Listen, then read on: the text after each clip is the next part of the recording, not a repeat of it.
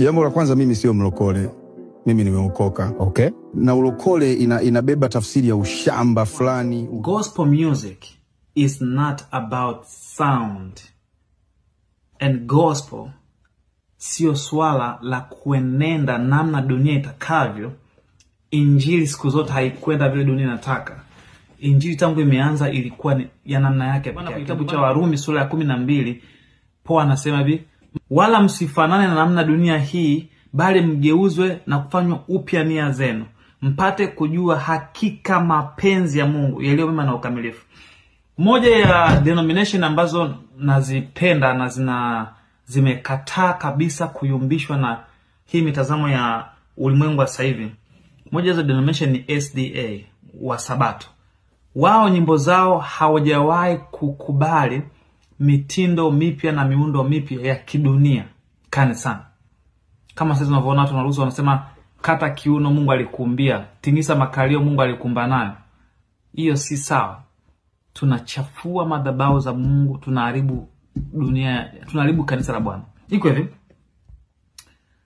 ukiwa conformed na ulimwengu ndio utaenda kutafuta sound ya mapiano, utaenda kutafuta sound ya mchiriko, utaenda kutafuta sound ya afrobeat ili uweze kutrend, kwa sababu the motive behind your ministry is not winning soul, sio kuvuna nafsi, is all about fame, popularity, is to become popular. Hivi kuna upungufu gani kwenye wimbo wa ibada njema inaanzia nyumbani? Ibada njema inaanzia nyumbani.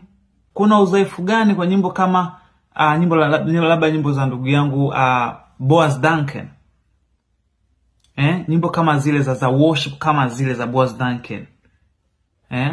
Nyimbo gani? Nyimbo kama za Rose Muhando. Ona kwa sasa nyimbo ya Rose Muhando ya Achia imeanza kutrend kwa sababu inaongelea majira yanayoendelea sasa Tanzania. Kwa ziko nyimbo nyingi, nyimbo kama Kwetu Pazuri. Kwetu pazuri nimeshapakumbuka. Ina sound gani ambayo unaitaka? Unataka sound ya kidunia ndio tujue unafanya muziki mzuri? Tena unatoa mifano kwa kuwataja waimbaji wenzako wa Injili ambao wamepita kwa wakati wao. Pengine saizi kweli hawafanye vizuri, kila jambo na wakati wake. Mhubiri 3. Hata wewe hutadumu milele. Sijapenda miki kweli leo nimepata muda wa kusikiza nikasema no, this is not okay.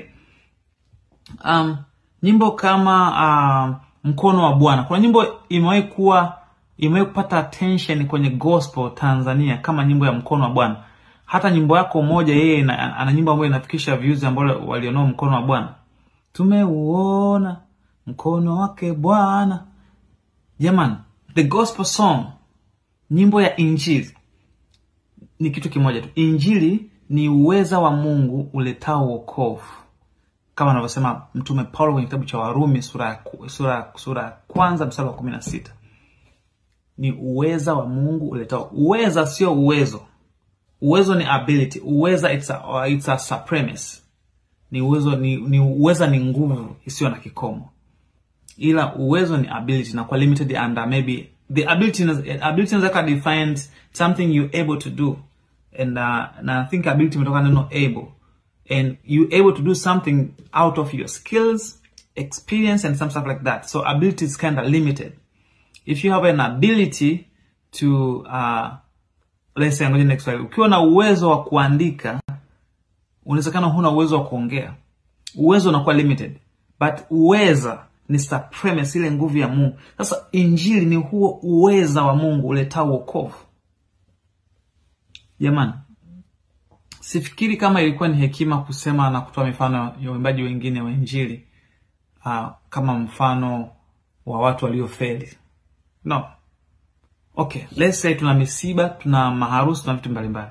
Hivi tukiwa msibani, tunasikiza nyimbo gani kama sio Kwetu Pazuri? Nyimbo gani kama sio za ambao wametajwa, ambao wanaonekana hawaimbi nyimbo za Injili za maana? Hatuwezi kuhitaji wimbo wao kwa sababu wao wamefanya sound kwa sababu ya watu wa dunia. Na kingine, dalili pekee ya mtu kufuatisha namna ulimwengu ni pamoja na kufanya sound za secular, kwa maana secular manake not religious au not for God, it's something for you.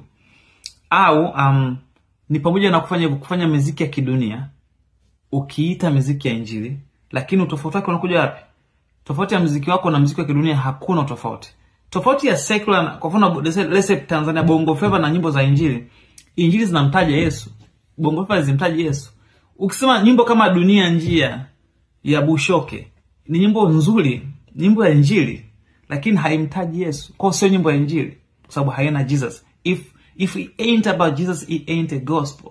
Kama si sio injili, hakuna injili nje na Yesu. Maandiko yanaandika hivyo. Unaona hao watu wanaanza kuavoid kumtaja Yesu. Na kwa nini wewe ndio umekuwa issue? Kila siku watu wanakuambia bana, wewe unamtaji Yesu. Nyimbo 40 kumtaji Yesu. Hiyo sio bahati mbaya. Hayo ni makusudi. Unazidi kufanya injili bila kumtaja Yesu. Yaani neno lenyewe gospel kwa maana ya injili halijaandikwa kwenye kitabu cha Agano la Kale. Mpaka wakati Yesu amekuja, ndo baada ya Yesu wanafunzi wanaanza kutamka neno injili, kwa sababu there is no gospel without Jesus. So gospel has never happened in the Old Testament. Kwenye Old Testament ndio kuna ile wakati nasema miguu mizuri ileta habari njema, watu wanafanisha na habari za injili. Lakini neno lenyewe injili kwa maana ya gospel has never mentioned in the Old Testament. The gospel ilikuwa mentioned at first time kwenye New Testament. So there is no gospel without Jesus. So how possible unaimba nyimbo ya injili humtaji Yesu? Wewe unasema tu maneno yako. Those can be inspiration. Those can be motivation songs. Those can be secular songs, as long as they don't mention Jesus. Na ndio maana niona hata kuna waimbaji wa kidunia kama I think hao maarufu wakubwa wawili, wa top 2 wawili Tanzania, waliweza kuimba baadhi ya nyimbo za hao watu. Walizimba nyimbo za gospel, kwenye mwingine kwenye mazoezi, mwingine alikuwa kwenye studio radio wakati wanafanya kipindi, akarudia kuimba wimbo wa gospel ambao haumtaji Yesu, kwa sababu it has nothing to do na imani yake, sababu wote hao ni Waislamu. So guys, msiumbishwe na namna ulimwengu huu na point za mtu ambaye amekosa njia ya kujitetea. Na wengi mnamfuata kwa sababu wengi mnasikiza gospel kama flavor ya muziki. Mnafuata muziki wa injili mnataka kuburudika. Unafuata muziki wa injili kuburudika. Are you mentally okay? Are you spiritually okay? You are listening to gospel song you want to get entertained? Yani wewe ndo mimi niimbe injili nikuletee wewe, nije kukuburudisha wewe. Guys, gospel intention sio kumburudisha mtu, ni nyimbo kwa ajili ya Mungu, kukusaidia wewe kuconnect na Mungu. Umeelewa? Kwa mimi ndo maana I can't na switch. Mimi naweza kumsikiza Dr. Ipiana. Mbona watu wamzungumza vibaya Dr. Ipiana? Guamaka, Essence of Worship. Mbona watu wazungumza vibaya? Kina Darelema Simfukwe, akina Nelia, akina Boaz Duncan. Wako wengi tunaimba injili Tanzania. Kwa nini wasizungumzwe vibaya? Why you? Check yourself. Stop accusing other people. Check yourself. Kama unataka kwenda hivyo, nenda hivyo. Dunia inashakuelewa. Hakuna kitu kinajificha kwenye ulimwengu huu. Gospel iko nuruni always. Jambo la kwanza, mimi sio mlokole. Mimi nimeokoka. Okay. Na ulokole inabeba tafsiri ya ushamba fulani, uduni. Unaelewa? Ndio. Mtu fulani hivi ambaye ukimwangalia utamani kuwa kama yeye, unamuhurumia.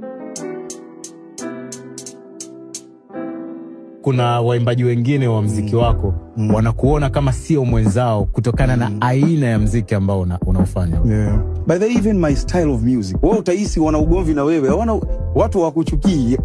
Unajua watu tunaoimbia muziki hawakutanagi mahali pamoja kuamua kwamba kuanzia leo tusimsikilize Joel. Hilo tu utakuta majority hawakusikiliza. Tuambie tu hapa tunaongelea kila kitu. Sio kweli kwamba hatuwezi kushirikiana na watu ambao hawajaokoka, ama ukitaja watu wana miskoti wanaibeba. Na ndio maana sikusema neno Diamond. Nilimtaja Nasibu, nilisema mkurugenzi wa radio is one of the people. Tutarajie siku moja Joel Lwaga atakuwa mchungaji labda. Uchungaji una mambo mengi. Ndugu yetu yeye ambaye alikuwa inspired, ama alikuwa so inspired, alikuwa labda alishauriwa na msanii wa kidunia, mume wake na huyo binti, fanya sound za hivi, akafocus na sound, akamwacha Kristo, akaacha wokovu, akafocus na sound. Anaimba, anaepoa kumtaja Yesu. Kwa nyimbo zake azimtajaji Yesu. Sasa imagine angepata hiyo offer, si ndo tungekoma. So wa Kristo, be very careful. Not every single minister, he is a minister of God.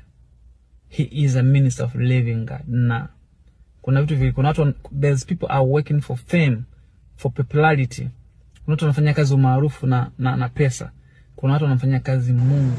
I say haya mambo mengi sana. Sasa Gideon Magangira kashazungumza, ila pia kaka Joel amefunguka.